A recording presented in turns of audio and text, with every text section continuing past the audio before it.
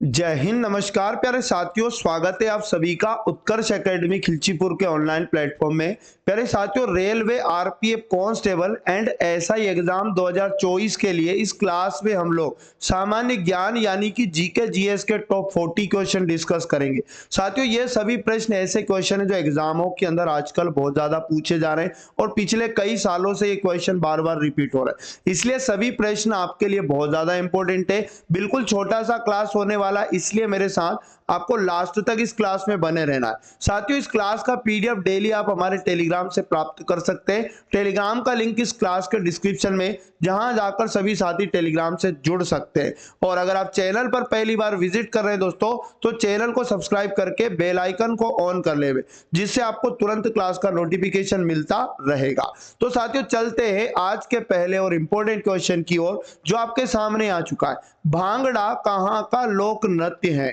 तो प्यारे साथियों, भांगड़ा कहां का लोक नृत्य है? Punjab. Option number D question का राइट आंसर हो जाएगा। तमिलनाडु का लोक नृत्य आप भरतनाट्यम याद रखना। और साथियों, कर्नाटक का जो लोक नृत्य है यक्षगान आपको याद रखना है। और उसके बाद असम का जो लोक नृत्य है दोस्तों, बिहू आपको याद रखना है। तो इतनी जानकारी इस क्वेश्चन से आपके लिए बहुत ज्यादा इंपॉर्टेंट है। अगला क्वेश्चन है दोस्तों हमारे पास में, यूपीएससी के अध्यक्ष की नियुक्ति कौन करता है? साथियों, जो यूपीएससी के अध्यक्ष है उनकी नियुक्ति कौन करता है? तो राइट आंसर हो जाएगा राष्ट्रपति। ऑप्शन नंबर 20 क्वेश्चन का राइट आंसर है। अगर एग्जाम के अंदर आपसे पूछ ले साथियों कि यूपीएससी के सदस्यों की नियुक्ति कौन करता है, तो साथियों याद रखना, जो सदस्यों की नियुक्ति है और अध्यक्ष की नियुक्ति, दोनों की नियुक्ति राष्ट्रपति के द्वारा की जाती है। इस प्रकार ऑप्शन नंबर 20 का बिल्कुल राइट आंसर हो जाएगा। अगला और इंपॉर्टेंट क्वेश्चन है, भारत की पहली महिला राष्ट्रपति कौन थी? तो पहले साथियों, भारत की पहली महिला राष्ट्रपति कौन थी? Pratibha Devi Singh Patil. Option number C इसका बिल्कुल राइट आंसर आपको याद रखना है। और प्यारे साथियों, सरोजनी नायडू से अति महत्वपूर्ण जानकारी याद रखना, भारतीय राष्ट्रीय कांग्रेस की पहली भारतीय महिला अध्यक्ष थी सरोजनी नायडू। और साथियों, जो उमा भारती आपको दिया है, ये याद रखना मध्य प्रदेश राज्य की प्रथम महिला मुख्यमंत्री बनी थी। और साथियों, इंदिरा गांधी याद रखना भारत की पहली महिला प्रधानमंत्री थी। तो ये चारों ही ऑप्शन आपके लिए बहुत इंपॉर्टेंट है। इस प्रकार ऑप्शन नंबर सी जिन भी साथियों का है बिल्कुल राइट आंसर है। अगला क्वेश्चन हमारे पास है, हमारे संविधान की 8वीं अनुसूची में कितनी भाषाएं दर्ज है? तो साथियों, हमारे संविधान की 8वीं अनुसूची में कितनी भाषाएं दर्ज हैं? 22। ऑप्शन नंबर सी इसका बिल्कुल राइट आंसर हो जाएगा। अगला क्वेश्चन है दोस्तों, गैस के दबाव को मापने के लिए निम्न में से किस उपकरण का प्रयोग किया जाता है? तो साथियों, गैस का दबाव जो है उसको मापने के लिए किस उपकरण का प्रयोग किया जाता है? बैरोमीटर। ऑप्शन नंबर ए इसका बिल्कुल करेक्ट आंसर है। साथियों, यहां से आपको याद रखना, ये पायरोमीटर बहुत इंपॉर्टेंट है। उच्च ताप मापी यंत्र है, मतलब उच्च ताप को मापने का यंत्र है पायरोमीटर, ठीक है ना। गैल्वेनोमीटर का यूज किस में होता है साथियों? तो विद्युत धारा को मापने में यूज होता है। अगला है, गांधी जी किसे अपना राजनीतिक गुरु मानते थे? तो साथियों, गांधी जी किसे अपना राजनीतिक गुरु मानते थे? गोपाल कृष्ण गोखले।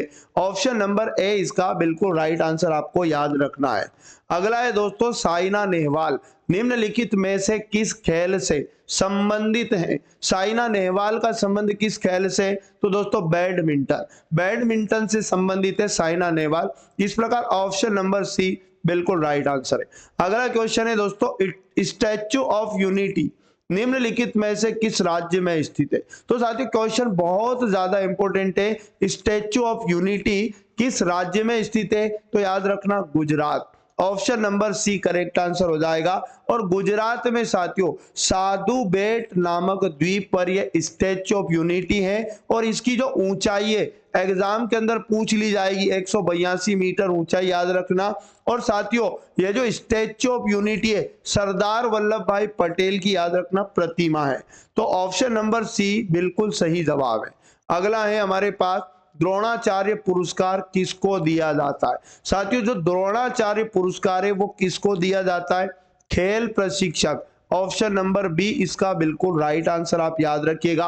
और साथियों, द्रोणाचार्य पुरस्कार एग्जाम में पूछा जाएगा इसकी शुरुआत कब से हुई थी। तो इसकी शुरुआत याद रखना दोस्तों 1985 में हुई थी। और आपको मैं बता दूं इसमें टोटल 15 लाख रुपए मिलते हैं, 15 लाख रुपए पुरस्कार स्वरूप मिलता है और साथियों एक प्रमाण पत्र भी मिलता है, ठीक है। और उसके बाद याद रखना द्रोणाचार्य की एक कांस्य प्रतिमा भी इसमें मिलती है। तो इतनी जानकारी इस क्वेश्चन आपके लिए बहुत ज्यादा इंपॉर्टेंट है। अगला क्वेश्चन है हमारे पास, विक्टोरिया मेमोरियल इनमें से किस शहर में स्थित है। साथियों विक्टोरिया मेमोरियल किस शहर में स्थित है, कोलकाता। ऑप्शन नंबर ए इसका बिल्कुल राइट आंसर आपको याद रखना है। साथियों विक्टोरिया मेमोरियल इसका निर्माण एग्जाम में पूछेगा किसने करवाया था, तो याद रखना लॉर्ड कर्जन का नाम आपने सुना होगा।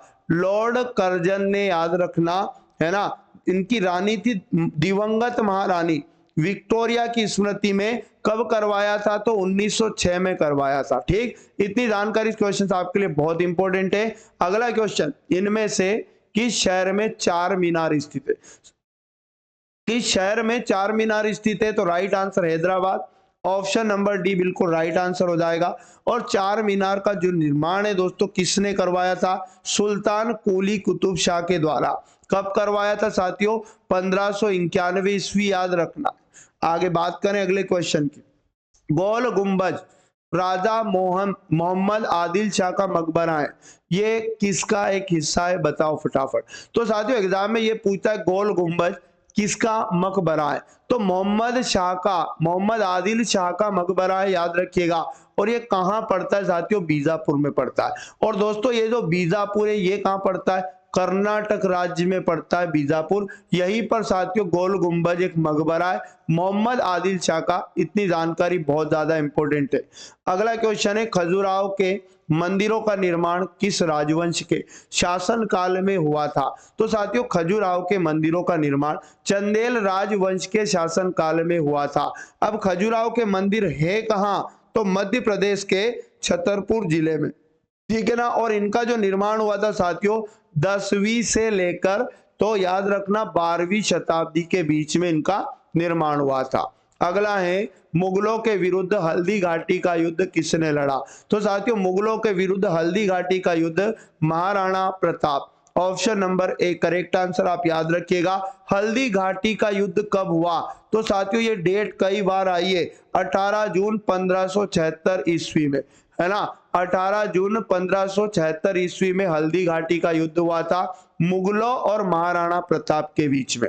अगला नेक्स्ट, इंडियन प्रीमियर लीग निम्नलिखित में से कौन से खेल से जुड़ा है, तो साथियों इंडियन प्रीमियर लीग क्रिकेट खेल का याद रखने का प्रारूप है। ऑप्शन नंबर ए करेक्ट है, मतलब ये क्रिकेट खेल से जुड़ा है, ठीक है ना। आगे बात करें साथियों टेनिस से, बहुत इंपॉर्टेंट याद रखना डेविस कप, ये कई बार पूछा गया कि डेविस कप किससे जुड़ा है, तो टेनिस याद रखिएगा। और उसके बाद में याद रखना फुटबॉल से भी एक शब्द है जो एग्जाम में बहुत पूछा है, बीसीएस ट्रॉफी, याद रखिएगा बीसी। उसके बाद एस ट्रॉफी का संबंध किससे है, तो फुटबॉल। अगला है, अनुसूचित क्षेत्रों में प्रशासन का विशेष उत्तरदायित्व किसके पास होता है, तो साथियों जो अनुसूचित क्षेत्र होते हैं उनमें प्रशासन का विशेष दायित्व किसके पास होता है, राज्यपाल। Option number C correct answer हो जाएगा। अगला क्वेश्चन है, निम्नलिखित चट्टानों में से किसको प्राथमिक चट्टानों के रूप में जाना जाता है, किसको प्राथमिक चट्टानों के रूप में जाना जाता है, आग्नेय चट्टाने। ऑप्शन नंबर ए इस क्वेश्चन का राइट आंसर है। और साथियों चट्टाने तीन प्रकार की होती, एक आग्नेय चट्टान, अवसादी चट्टान और कायांतरित चट्टान, जिसमें आग्नेय चट्टानों को याद रखना प्राथमिक चट्टानों के रूप में जाना जाता है। अगला है, दिल्ली विधानसभा के पास किस क्षेत्र में कानून बनाने का अधिकार है, तो प्यारे साथियों दिल्ली विधानसभा के पास है ना किस क्षेत्र में कानून बनाने का अधिकार है, स्वास्थ्य। ऑप्शन नंबर ए इस क्वेश्चन का बिल्कुल करेक्ट आंसर हो जाएगा। अगला है, भारत में राष्ट्रीय आय का अनुमान तैयार करता है, तो कौन करता है दोस्तों भारत में राष्ट्रीय आय का अनुमान, तो याद रखना केंद्रीय सांख्यिकी संगठन। Option number D correct answer हो जाएगा। अगला और इंपॉर्टेंट क्वेश्चन है, बैक्टीरिया द्वारा होने वाला रोग निम्नलिखित में से कौन सा है, तो दोस्तों बैक्टीरिया के द्वारा कौन सा रोग होता है, टाइफाइड। ऑप्शन नंबर डी इसका बिल्कुल राइट आंसर आप याद रखिएगा। अगला है हेपेटाइटिस का परिणाम क्या है, मतलब हेपेटाइटिस का परिणाम आपको बताना है। तो दोस्तों याद रखना यकृत का सूजन। Option number B right answer आपको याद रखना है। अगला है भीमबेटका की गुफाओं की खोज कब हुई थी। आईएमपी क्वेश्चन है दोस्तों, भीमबेटका की है ना गुफाओं की खोज कब हुई थी, तो 1957 से 58। ऑप्शन नंबर बी इसका राइट आंसर है। और भीमबेटका की गुफाएं कहाँ हैं, तो साथियों मध्य प्रदेश के रायसेन जिले में पड़ती हैं भीमबेटका की गुफाएं। अगला है कल्लण का राजतरंगिणी निम्नलिखित में से किस राज्य से जुड़ा है। तो साथियों जो कल्लण का राजतरंगिणी याद रखना जम्मू कश्मीर राज्य से जुड़ा है। Option number D correct answer हो जाएगा। और ये राजतरंगिणी जो है कल्लण का, इसमें जम्मू कश्मीर के इतिहास पर आधारित है। अगला निम्नलिखित विकल्पों में से गलत जोड़ी का चयन करें। पहला ऑप्शन है चंद्रगुप्त, है ना चंद्रगुप्त मौर्य वंश का संस्थापक, बिंबिसार गुप्त वंश का संस्थापक, राजराज चोल चोल वंश का संस्थापक और कनिष्क कुषाण वंश का संस्थापक। तो इनमें गलत बताना है दोस्तों। राइट आंसर याद रखना बिंबिसार गुप्त वंश, ये गलत है। तो बिंबिसार किस वंश का संस्थापक था साथियों, तो याद रखना हर्यक वंश का संस्थापक था। इस प्रकार ऑप्शन नंबर बी बिल्कुल राइट आंसर है। अगला, निम्न दिए गए खेलों में से किसमें पेन होल्डर ग्रिप का प्रयोग किया जाता है। तो किस खेल में पेन होल्डर ग्रिप का प्रयोग किया जाता है दोस्तों, टेबल टेनिस।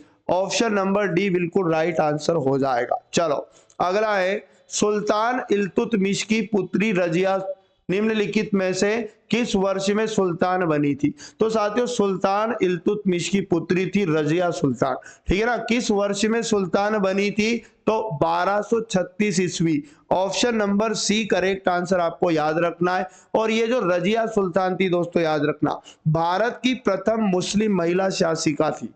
अगला, रामोजी फिल्म सिटी भारत के निम्नलिखित में से किस शहर में स्थित है। तो साथियों याद रखो रामोजी फिल्म सिटी भारत के हैदराबाद शहर में स्थित है। Option number C correct answer आपको याद रखना है। ये जो रामोजी फिल्म सिटी है दोस्तों विश्व का सबसे बड़ा फिल्म स्टूडियो परिसर माना जाता है। रामोजी फिल्म सिटी याद रखिएगा। अगला, औपनिवेशिक शासन की स्थापना निम्न में से सबसे पहले कहां हुई थी। साथियों औपनिवेशिक शासन की स्थापना सबसे पहले कहां हुई थी, बंगाल में। ऑप्शन नंबर डी इसका बिल्कुल करेक्ट आंसर आपको याद रखना है। अगला और इंपॉर्टेंट क्वेश्चन है पालीताना मंदिर निम्नलिखित में से किस शहर में स्थित है। तो साथियों मंदिर का नाम है पालीताना मंदिर, किस राज्य में स्थित है, Bhavnagar. Option number D correct answer हो जाएगा। भावनगर साथियों गुजरात राज्य में पड़ता है, ठीक है। चलो बात करें अगले क्वेश्चन की। ए नेशन इन मेकिंग, ठीक है ना, नामक पुस्तक के लेखक कौन है। ए नेशन इन मेकिंग नामक पुस्तक के लेखक Surendra Nath Banerjee. Option number B right answer आपको याद रखना है दोस्तों। वल्लभ भाई पटेल की एक बुक आप याद रखिएगा, भारत विभाजन, ठीक है ना। उसके बाद एम जी रानाडे की एक बुक है दोस्तों, महादेव गोविंद रानाडे, ठीक है ना।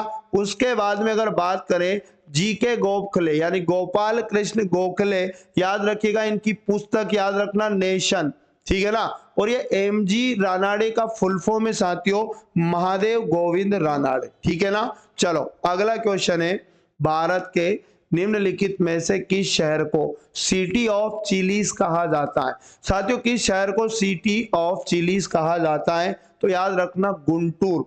गुंटूर शहर को सिटी ऑफ चिलीज कहा जाता है। लेकिन ये गुंटूर शहर पड़ता किस राज्य में, तो साथियों याद रखना आंध्र प्रदेश राज्य का एक शहर है गुंटूर, इसको चिली ऑफ सिटीज कहा जाता है। अच्छा यहां से याद रखना तेजपुर, ये जो तेजपुर है असम में पर्यटन स्थल है। और विजयवाड़ा साथियों ये आंध्र प्रदेश में है एक पर्यटन स्थल। अगला, लेंस की शक्ति को कैसे मापा जाता है। तो साथियों लेंस की शक्ति को डायोप्टर में मापा जाता है। Option number B correct answer आपको याद रखना है। अगला है निम्न में से कौन सी नदी अरब सागर में बहती है। तो प्यारे साथियों कौन सी नदी अरब सागर में बहती है, नर्मदा। ऑप्शन नंबर बी इस क्वेश्चन का बिल्कुल करेक्ट आंसर है। अगला, हवा की निम्नलिखित में से किस घटक की मात्रा अधिकतम है। तो साथियों हवा की निम्नलिखित में से किस घटक की मात्रा अधिक है? तो हवा में सबसे ज्यादा नाइट्रोजन की मात्रा पाई जाती है। Option number B correct answer हो जाएगा। साथियों नाइट्रोजन की मात्रा हवा में 78% से भी अधिक पाई जाती है, यानी option number B correct answer है। अगला, स्पिग्नोमेनोमीटर का प्रयोग किसको मापने के लिए किया जाता है? तो साथियों स्पिग्नोमेनोमीटर का प्रयोग रक्तचाप को मापने के लिए किया जाता है। ऑप्शन नंबर डी बिल्कुल राइट आंसर है। भारत का राष्ट्रपति किसके द्वारा चुना जाता है? तो साथियों बताइएगा चारों ऑप्शन में कि भारत का राष्ट्रपति किसके द्वारा चुना जाता है? संसद और राज्य विधान सभाओं के निर्वाचित सदस्यों और केंद्र शासित प्रदेशों के द्वारा चुना जाता है। ऑप्शन नंबर ए बिल्कुल राइट आंसर आप याद रखिएगा। अगला है दोस्तों, राज्यसभा के 1/3 सदस्य कब सेवानिवृत्त होते? तो वैसे तो राज्यसभा दोस्तों स्थायी सदन है, ये कभी भी भंग नहीं होता है, इसे उच्च सदन कहते हैं। मैं आपको बता दूं, लेकिन इसके 1/3 सदस्य प्रति 2 वर्ष में, है ना, क्या होते जाते? रिटायर्ड होते जाते। और साथियों अगर एग्जाम में पूछ ले कि राज्यसभा के सदस्यों का कार्यकाल कितने वर्ष का होता है, तो प्यारे साथियों राज्यसभा के सदस्यों का कार्यकाल 6 वर्ष आपको याद रखना है। और 1/3 सदस्य पूछे तो 2 वर्ष में रिटायर्ड होते रहते हैं। अगला, निम्नलिखित में से कौन सी शैली की चित्रकारी ओडिशा राज्य में लोकप्रिय है? कौन सी शैली की चित्रकारी ओडिशा राज्य में लोकप्रिय है? डी वाला पट्टचित्र दोस्तों याद रखिएगा, ओडिशा राज्य में लोकप्रिय है। अगला है, किस खेल में पुटिंग शब्द का उपयोग किया जाता है? प्यारे साथियों किस खेल में पुटिंग शब्द का प्रयोग किया जाता है? गोल्फ। ऑप्शन नंबर सी इसका बिल्कुल राइट आंसर आपको याद रखना। भारत में एकल नागरिकता की अवधारणा को कहां से लिया गया है? तो प्यारे साथियों भारत में एकल नागरिकता की अवधारणा को यूनाइटेड किंगडम देश से लिया गया है। ऑप्शन नंबर ए इसका बिल्कुल राइट आंसर आपको याद रखना है। तो साथियों ये थे पूरे टॉप 40 क्वेश्चन जो आपकी एग्जाम के लिए बहुत ज्यादा इंपॉर्टेंट थे।